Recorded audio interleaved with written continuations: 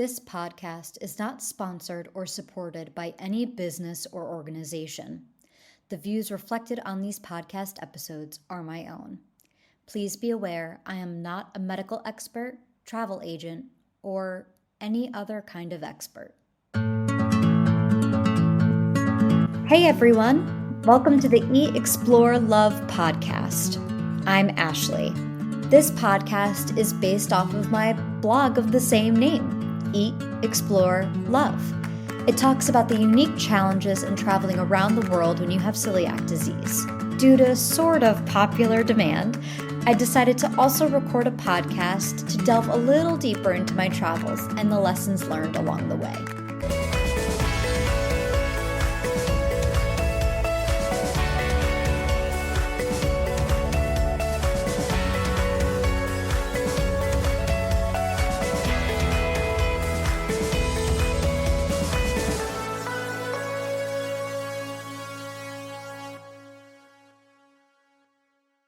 Hi everyone, welcome back for another episode of Eat, Explore, Love the podcast.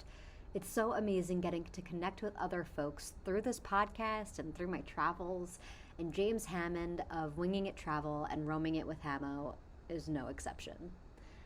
We talk a lot about going with the flow, different methods of transportation, and so much more. Hope you enjoy another episode of Eat, Explore, Love the podcast.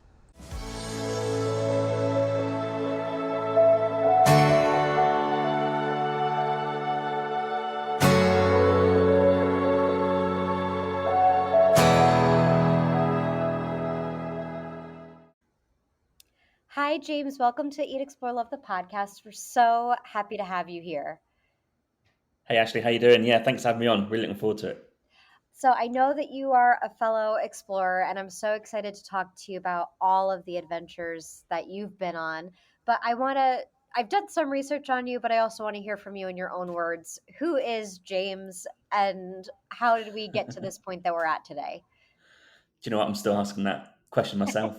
um, who am I? I'm a bit of a mixed bag. I did not travel when I was younger because we couldn't afford it. So, a bit of a working class background in Norwich in UK. And then studied music, really big into music. Went to London to study that at college, got an audition, got in. That was a 4-year course, which is quite long for UK. Halfway, got a bit bored, booked a random trip to Australia. Then I couldn't believe what I was seeing because I was watching cricket with my friends. I was like, oh, wow, I should come back here. And that kind of started the travel part of life.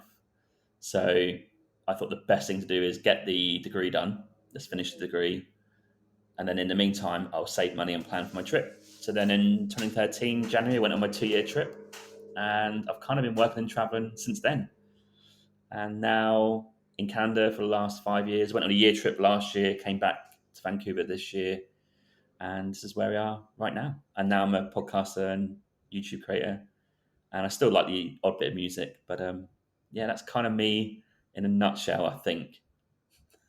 That's a perfect nutshell. So with traveling, did you know as a little kid, I know you said that you weren't able to go on these trips, but did you still aspire to want to travel all these places, or is it really once you got to Australia that you got the bug?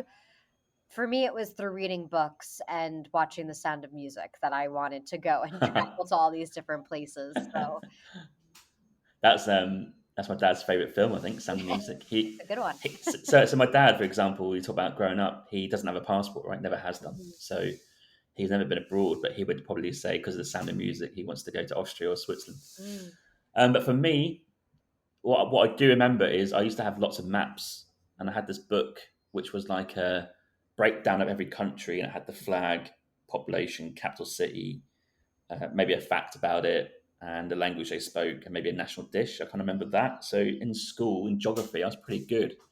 I seemed to know all these capital cities and where in the world it was because I had a little lamp that was the world, right? You sort of spin it and see where it comes, and you kind of like, oh, where's that?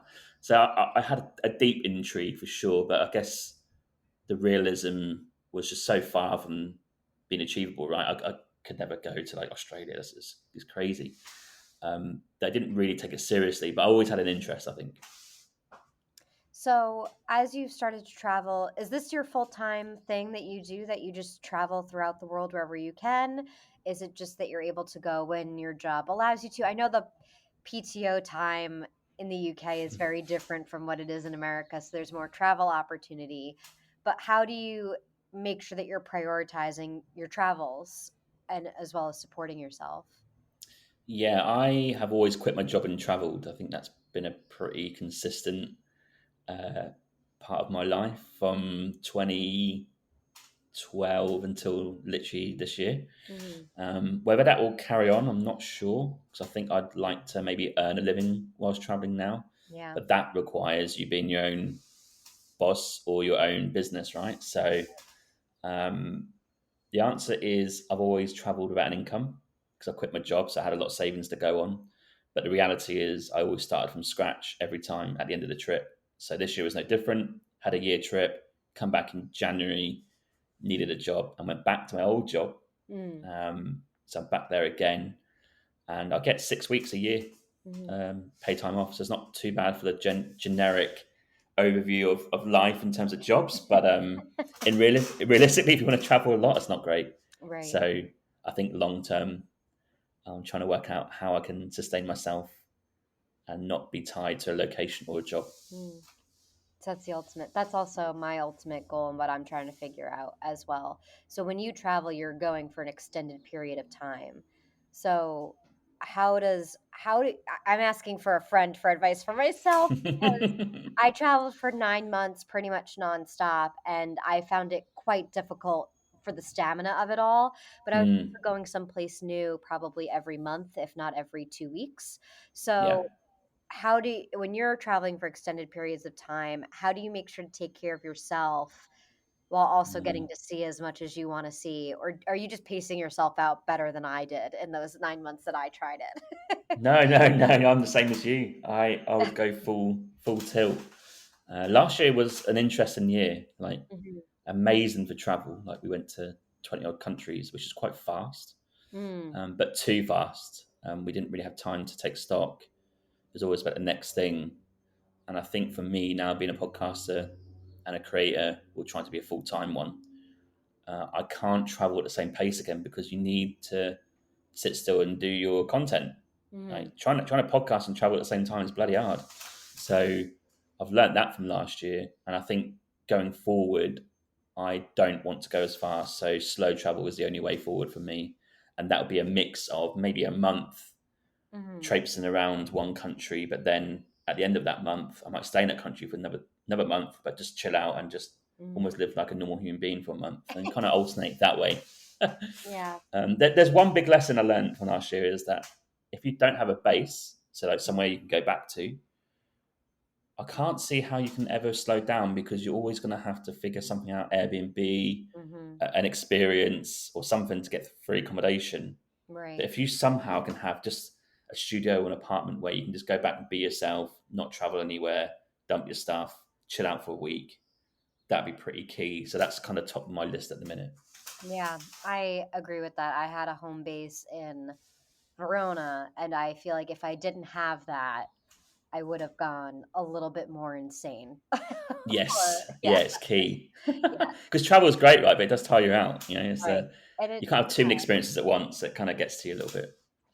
I also feel like your travel changed me in a way that I didn't anticipate. I feel like Mm, everybody gave me a warning of living abroad was going to change me in some sort of way, but it changed me in a much more deep philosophical existential mm. crises were happening, having very deep whatever. And I feel like having that home base also allows you to absorb and allow you to reflect a little bit on who are you. Like that question I asked you before, of who is James.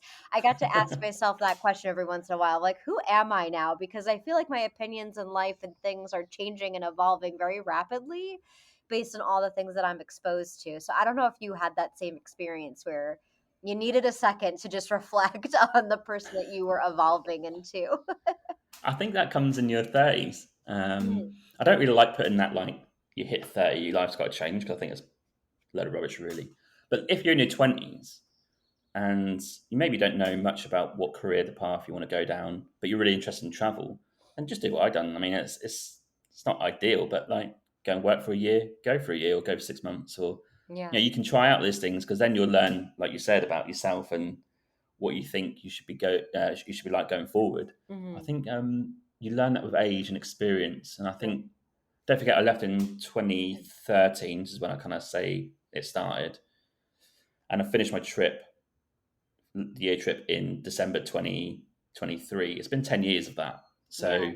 I've got a lot of lessons and a lot of thinkings about what I should be doing going forward with travel, and it's much different to what it was 10 years ago. Right. But it's great, right? Because we've got these travel experiences in the bank. Right. If you're listening now and you're 30 and you haven't traveled that much, I mean, go and do it, because when you get to mid 30s and late 30s, you're going to start getting a bit more tired. So try and get these experiences in as much as possible if you can. Yes. It's never too late, but like, yeah, you need to consider that. Yeah. Speaking of when you're talking about age, I hear a lot about my grandparents. The advice that they gave me was do it now while you're young.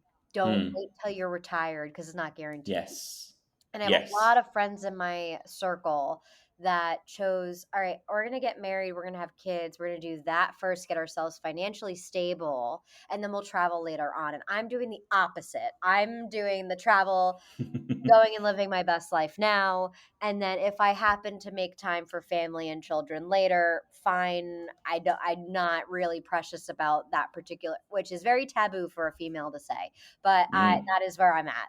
So what is your advice when you hear people saying what I just said? Because I I'm am always preparing to- to go now. I am totally 100% on your side. Yeah. Um, and I totally agree with your grandparents saying do it now. Hmm. Let's put it this way: if you get to 50, let's put it in perspective. You probably have a career, you have a couple of kids. By the time they're grown up and moved out, you're going to be mid 40s at the earliest, probably 50s, right?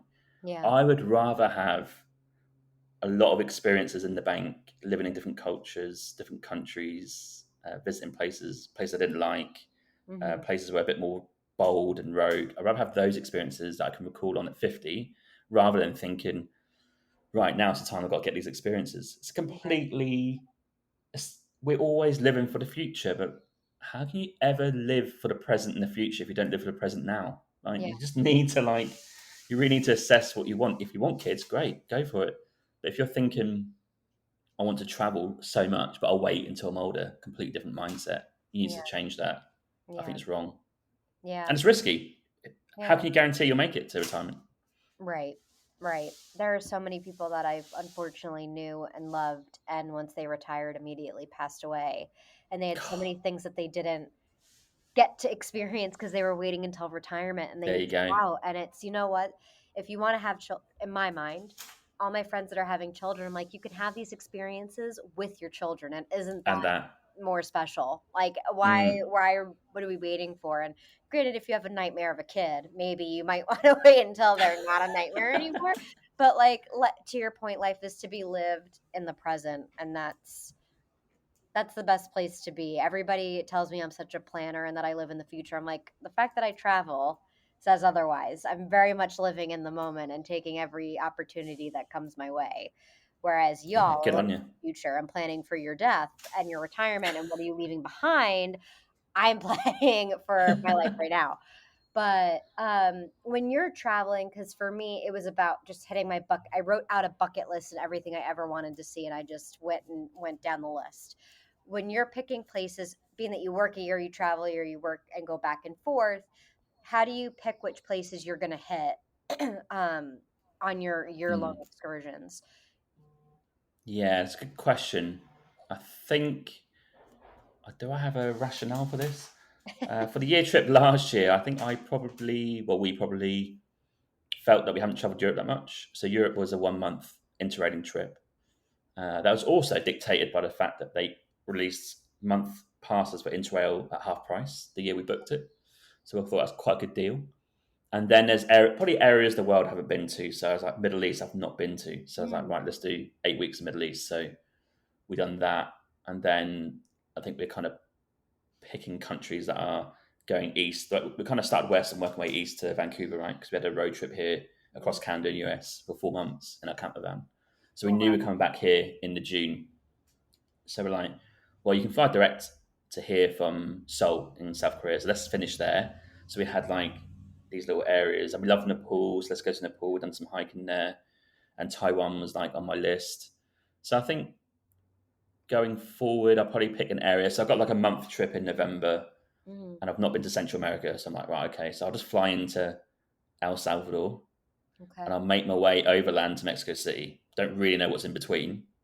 I've got a few things I want to do and see, but Yeah. let's just see how it goes. That's kind of my thinking, I think. Not too much planning, apart from the real unique experiences you have to plan for. So one could be, for example, Cappadocia, doing a hot air balloon ride.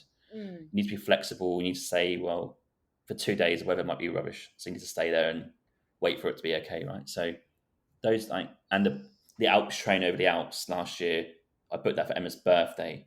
That was obviously a set in stone thing. So like little things like that, but right. mostly just winging it as That's per the awesome. podcast name. So I hear you mention a lot of traveling with people.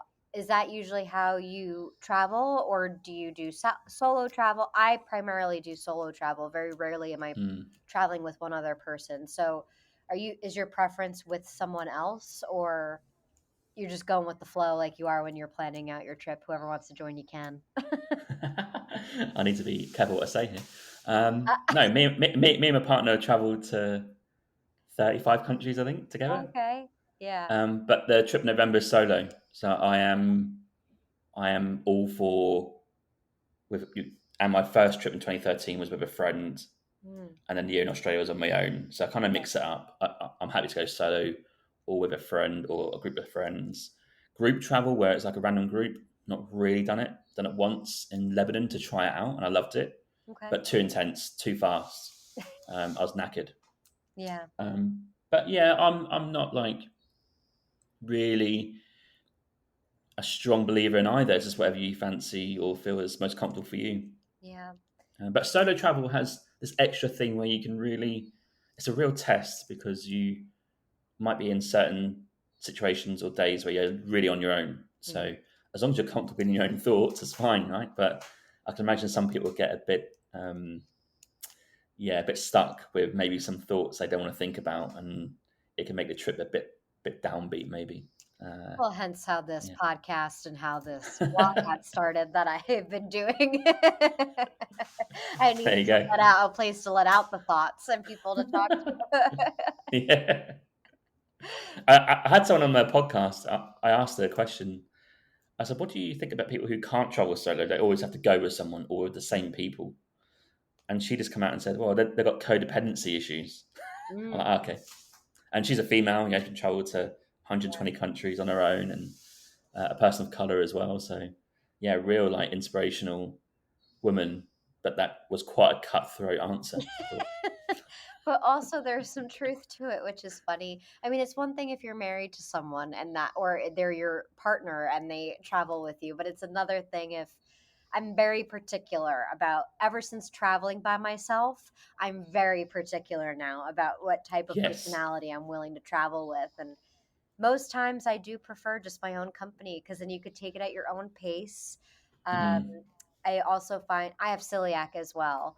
So Ah, when traveling with other people, it's just easier for me to set the terms of how I'm going to eat, where I'm going to eat, what will happen. And, um, but it's also with solo traveling, I feel like I can do anything now after doing it for yeah. 9 months, pretty much 98% of it by myself in a variety of different countries that are willing to. I'm also a very tiny person.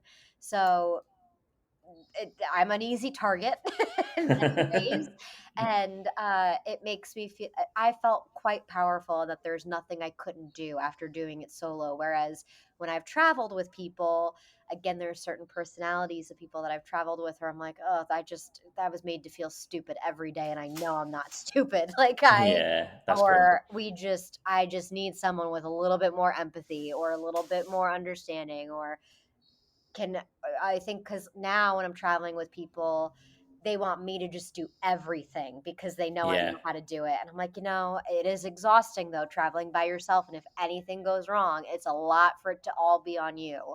So that's also the negatives of traveling by yourself, where when things have gone wrong, I've wished I had someone to balance it all out and bounce ideas off of and help me solve the problem rather than me just be I in it. I totally agree. I think I do when I travel solo. I tend to push myself comfort zone level wise. So I know that in November, El Salvador overland. I know they've cleaned up their pass because they had a bit of a violent past. I think it's now on the up, Hmm. so it's not as like hairy as it was. Hmm. But I do want to test myself to get in those situations, take local transport, try and speak Spanish to get where I'm getting to. I want to push myself and get Yeah. out of the comfort zone because I do really think it's important. Just not all the time, but like if you get that little nugget of information or you've learned a lesson, I think it's key going forward after the trip, right? So I do tend to push myself when I'm solo. That's kind of a little mantra I have. Yeah. It's a great one. Mm.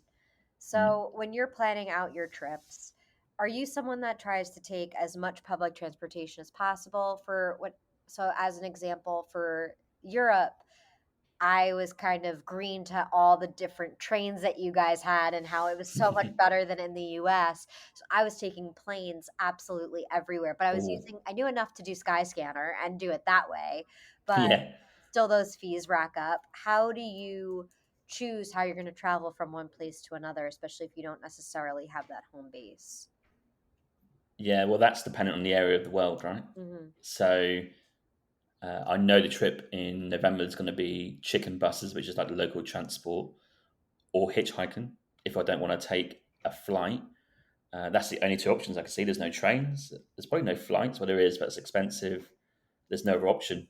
Maybe a bus, like a tourist bus or something. Right. But Europe, I do train travel. Amazing. No other way. Yeah. I'd maybe drive it potentially. Okay. But North America, like we did last summer, driving. That's camper van. No other question. I'm not flying unless it's a holiday. So I'll be Especially driving. if it's a holiday, you should not be taking a plane. That's when it all goes Yeah, wrong. yeah. And then Asia last year was flights. We took flights from Turkey to each country in the Middle East because Mm. we actually tried to get a bus from Dubai to Oman, but they were booked out by locals and we couldn't get there. So yeah, too many flights last year in that part of the world. And then when you're flying from like Middle East and Nepal, I mean, there's no other way to get there but flying, right?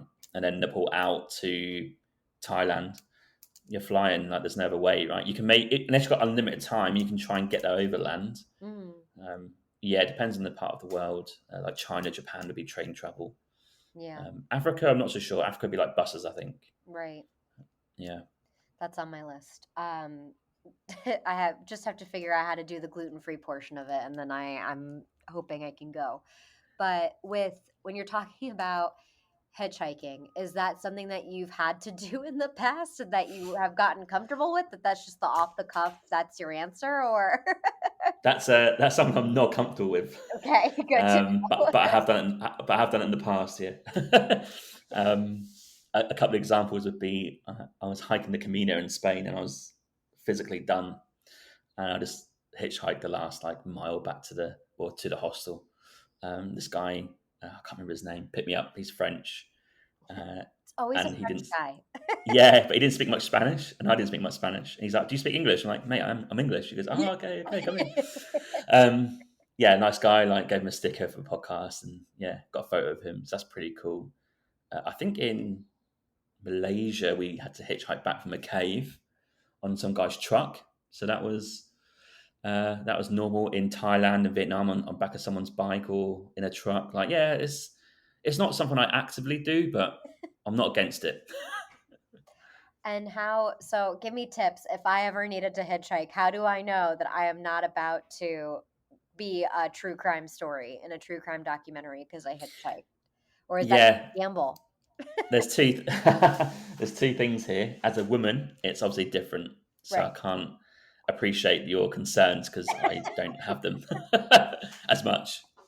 Um, which is a real thing to discuss. You have to, as a woman, if you're hitchhiking, you're going to have to really weigh up the risks. Mhm.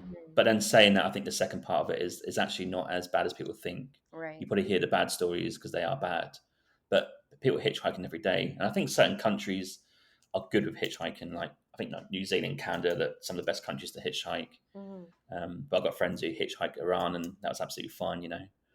But then someone I know who I came on the podcast hitchhiked in India said it wasn't worth it because it's too much hassle. Um, he found on the whole they're trying to get money out of you because they think that's what the transaction is. So you need to pick and choose your countries, and then hold your sign up on the road. Get patient because it's not going to happen straight away, and then you're going to have to trust your gut when you get stopped over by someone. Or it's a tough one, isn't it? I don't know what to say really.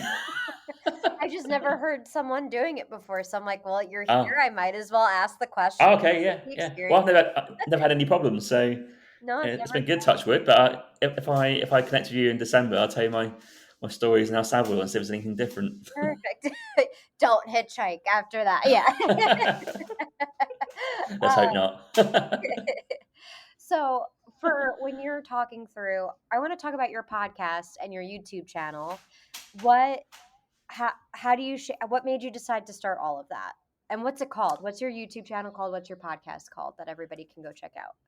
Yeah, so podcast is Winging It Travel Podcast. That started 3.5 years ago during COVID. And that is primarily interviewing guests. And I did do a lot of episodes last year that was solo episodes for my trip because I was traveling at the same time. So there's a lot of content on there of real time travel as opposed to when that's been recorded and released. So there's a mix of that. Up to 150 guests a week on Monday, which is quite cool. And then my YouTube is called Roaming with Hammo because my last name is Hammond, so I shortened that. And that's purely based on my trip that I've done last year and previously if I got the content for it.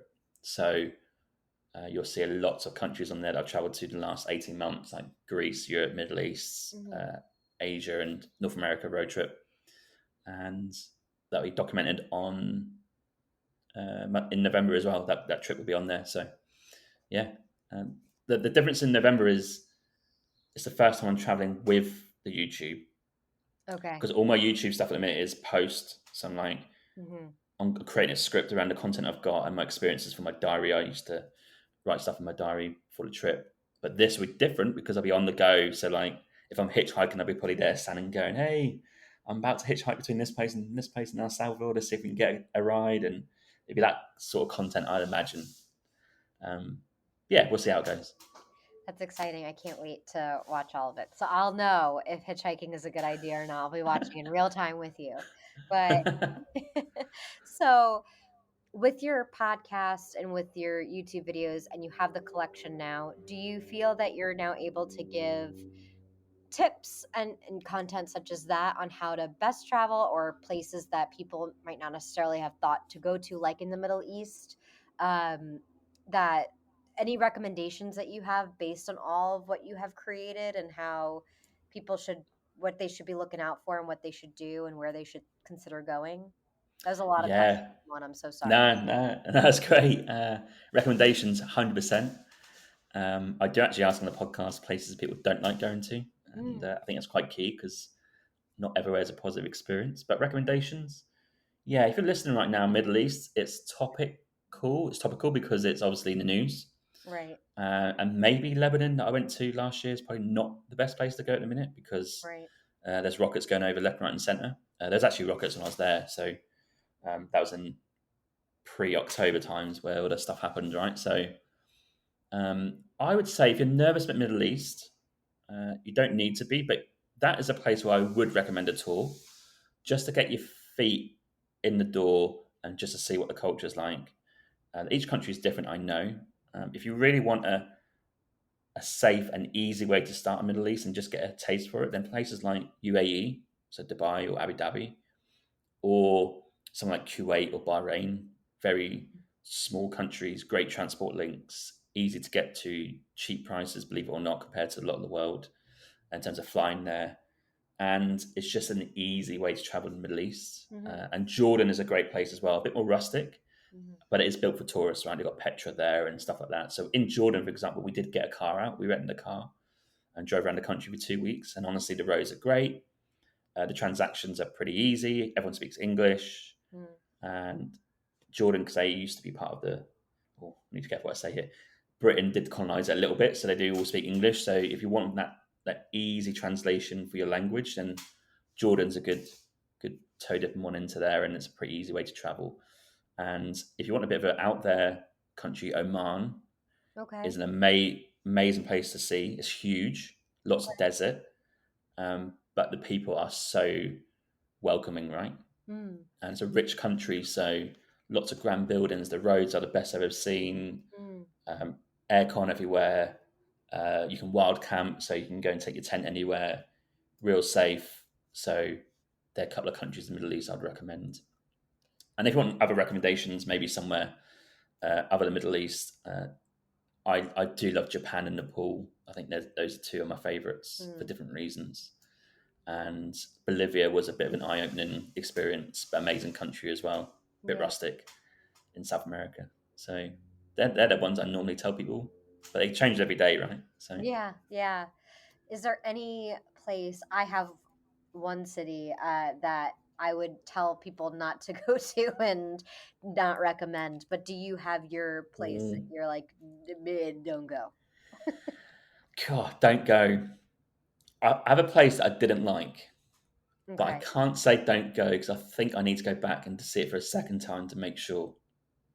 And That's that place is Bali. okay.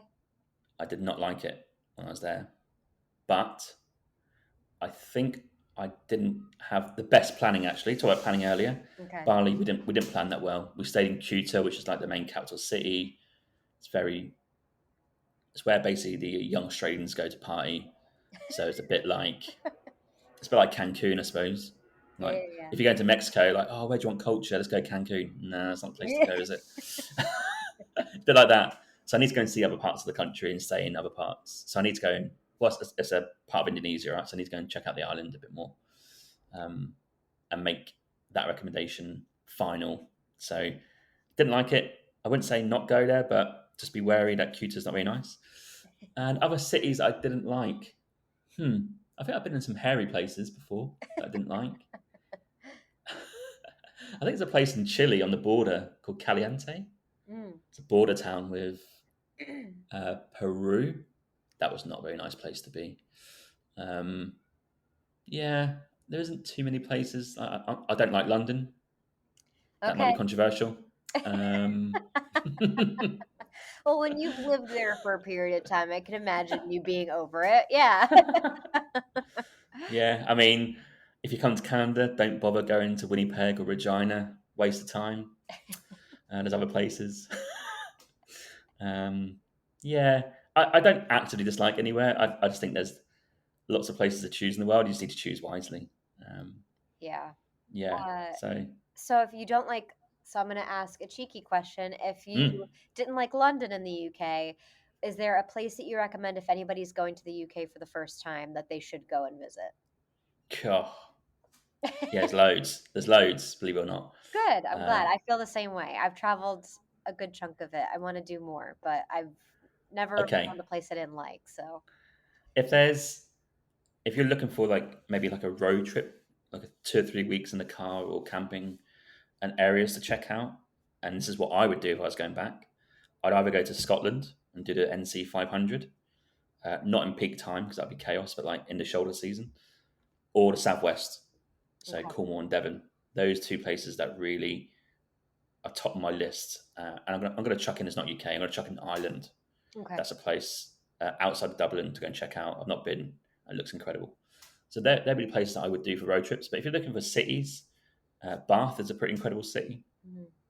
I think a popular one is Bristol, never been. Mm. Cardiff in Wales is an amazing city.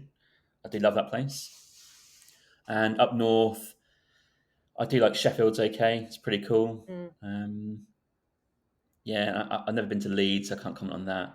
Not really been to Manchester. I do love Liverpool as well. I'm a bit of a fan of Liverpool, but Liverpool can be a bit edgy, so it depends what you want.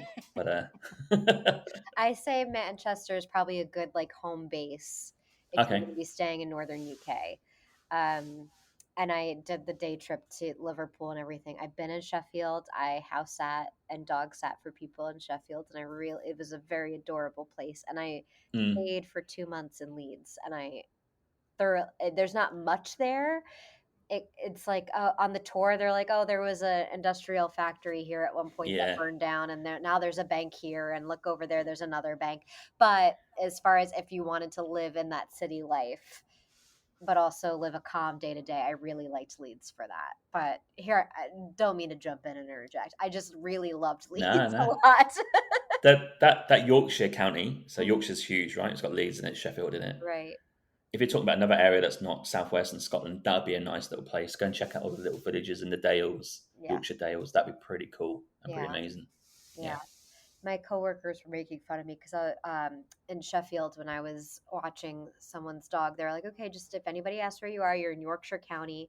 And so I was like, okay. So I told people at work, oh, yeah, I'm in Yorkshire County. And they all were laughing at me. And they're like, we don't say Yorkshire County. It's just Yorkshire. And I was like, oh, Yeah. I'm so sorry. That's what the people told me to say. So that took months for me to undo that damage that I did in my credibility. The Yorkshire people are very proud of their Yes. county. Yes. Probably, arguably, in UK, arguably the most proudest county people, if you like. They love their county. Yeah. I don't really have that sense of where I'm from. Like Norwich and county Mhm. of Norfolk is known for its like beaches and slow lifestyle. I don't really Yeah. have that like strong affection for it, but people in Yorkshire love it. Yeah.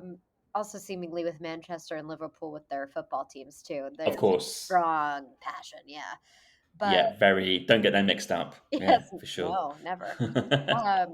So my last big question, and then I end every episode with the same rapid fire questions, but I feel like there's this big expectations versus reality, and we talked a lot about. So I had very low expectations for Leeds because I had no idea what it was, and another city that I rant and rave about is Bucharest in Romania because I Oh, did not I had not heard anything about it. If anything, it was like negative things from like Cold War era, and no one people forget to like leave the 90s that things have happened since then.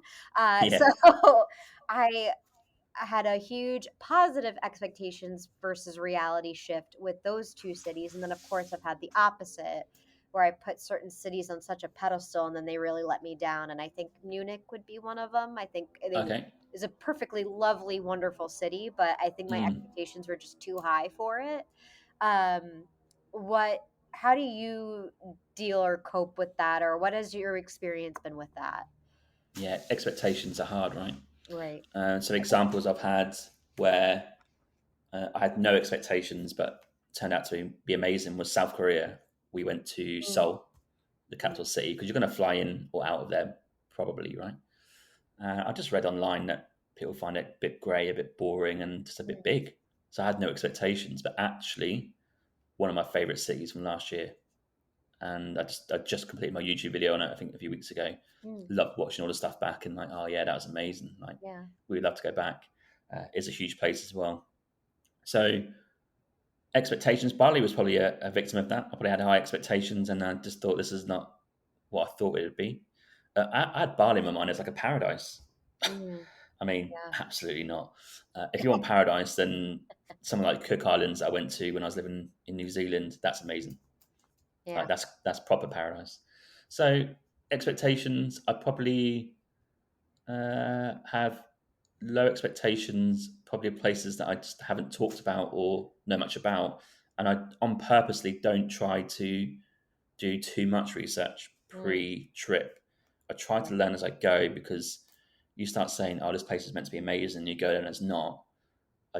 I just think it's going to be a bit of a like a low ebb on your trip. So I think like El Salvador, I don't really know much about the country. I'm going to keep it that way and to see how it goes.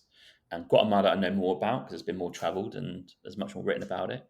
And Mexico, we all know. So I think November will be interesting. And last year, what I was really surprised with and how much I loved it was the train travel in Europe. I never really done it. And the trains work, they're on time. Yes. You can go anywhere. I was like, oh, this is so unlike the UK or North America. Right. Yeah. So that type of travel. The UK is still much better than the US. I can tell you that much. Yeah. That's because it's historical, right? Because we obviously had it from years ago, but we just don't build trains anymore. Right. We just don't maintain them, don't build them, don't create new high-speed ones like Japan and China. Right. It's weird how far we've fallen behind, despite being like almost number one like 100 years ago. Strange. Right. And the one trip we always hark about in terms of expectations, which was amazing, was the road trip across Canada and US in our little camper van. We always, when we get in the car to drive somewhere locally, it's like, oh, just remember we were like last year, no real plan, just going east for like 2 months or 3 months. Oh, yeah, that type of travel where you're living day to day, where it's like, where are we today? Like, let's look on the map. That's about a 4-hour drive. Let's see what that's about. Can we stay somewhere like campsite? Is any campsites? If not, we'll just stay in a petrol station or gas station. That sort of travel was probably my favourite. Just open road. We've got a whole summer because you are bound by the weather. So we've got till mid-October last year, start of November. Let's see how far we can get and get across. And we saw Canada. It's amazing. That's incredible. I know that my mother and aunt took a train ride across Canada, and they said it was incredibly beautiful to see. So that's, Is that the Rocky Mountaineer? I'm sorry? Is that the Rocky Mountaineer train? I don't know. Goes from here all the way to, is it Toronto or Montreal? I think it's quite expensive. Yeah, I think they did maybe not as. I think they did Vancouver to Toronto. That might have been what they did. It's like 5 or 6 days, isn't it? Yeah. You stay on the train. Yes. Yeah. Pretty much. So they're still raving about how beautiful it was. So I would like to do that in some place like Ireland, maybe. Yeah. But I have to also learn how to be comfortable doing nothing but staring out into the abyss for a while, because I'm pretty active in my journeys. But that actually reminds me of going into the rapid fire questions, because I've taken up a lot of your time. But no, anytime. I just ask in the Eat, Explore, Love vein, just some few rapid fire questions. Yeah, let's do it. And I'm going to go out of order because we were just talking about this. Do you prefer a city or a vacation? Sorry, do you prefer a vacation that requires you to be active or relax? Oh, don't take vacations. If I did, relaxed. What is your favorite food city that you've ever been to? Food city would have to be food city, Bangkok. Ooh, okay, cool. I usually hear how that area of the world is not great when it comes to food. So, okay, I'll have to. What, Bangkok? Oh, wow. It's some of the best street food in the world. Yeah, I'll have to figure it out. Maybe it's because I'm in celiac food circles, so maybe I have to widen my horizons. But city where you've learned the most about yourself? Oh, I can't say Bangkok again. Let's go. Learned a lot about myself.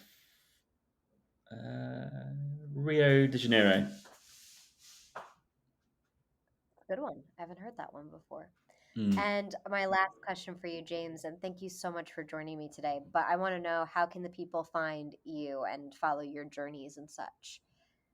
Yeah, so they can go on YouTube and chuck in Roaming with Hammo. I'm there every week with a new episode. And as we speak today, today's is Taiwan. So if you're interested in Taiwan, we had a week there. And then for the Winging It travel podcast, I do have a website. They're both got websites. They're both their names. So wingingittravelpodcast.com is my website, and you can find that podcast on every platform: Spotify, Apple Podcasts, etc. And Roaming with Hammo YouTube has its own website, roamingwithhammo.com. So all links, whatever you need, on both of those websites for both podcast/channels. We'll put that all in the show notes for the description of this podcast. So we'll make sure everyone's going and visiting you. Well, thank you so much, James. I definitely would love to follow up with you once you've had your big November solo trip. So we'll have to connect again and hear about the trip. But it was lovely chatting with you, and thank you so much for joining. Ashley, thanks for inviting me on. It's been a great chat. Really enjoyed it. And let's stay in touch. Yeah.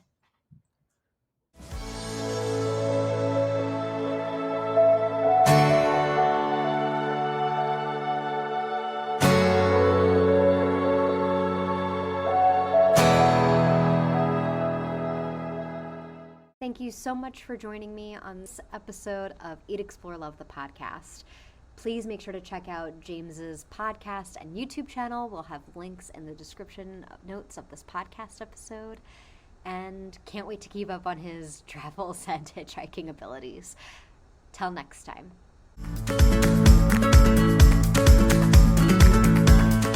Thank you for joining me this week for all the fun journeys and lessons learned on my big adventure called life. For more information on the different cities discussed, check out the blog posts on eatexplorelove.com, posted every Monday, Wednesday, and Friday. If you have any questions or fun stories to share, feel free to reach out at hieatexplorelove@gmail.com. Until next week, remember to eat well, explore the world, and love yourself. See you next time. This episode is produced, scripted, and edited by me, Ashley. Special thanks to Sarah Mienka.